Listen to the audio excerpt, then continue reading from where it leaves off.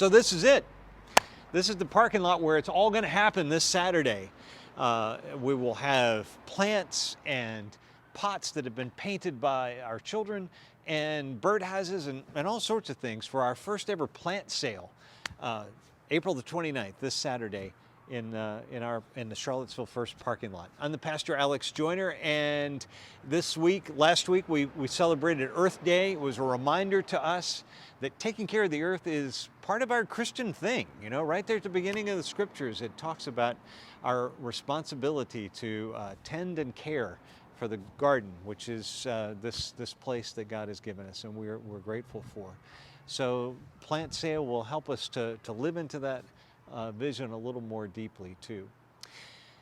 There are a lot of things going on at Charlottesville First these days, and I hope that you will read through the midweek update. We are very excited about all the new groups that are meeting. Our softball team is getting started. That always makes me feel good and a sign that spring is here. So if you're interested in softball, please talk to me or to Bill Owens, and we'd love to talk to you about the team and get you out there with us.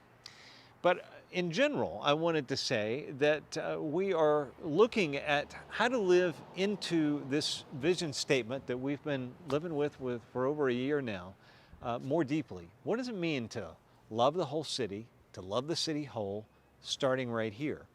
And to help us do that, we've created two new groups through our joint council, met for the first time last month. They talked about a group to talk about property, which means looking at how not only what the old Hinton Avenue property might become, but also how we use the building that we're in here at Charlottesville First and what that looks like. And then also a vision group that is going to take this vision and go deeper to see what it means to be a more open and inclusive church, but also a church that is about the healing of our city. Because we know that what we're about is not so inwardly focused, but ought to be about the people of this city and how we care for this place where we live. So help us to do that. We are having a council retreat on May the 20th.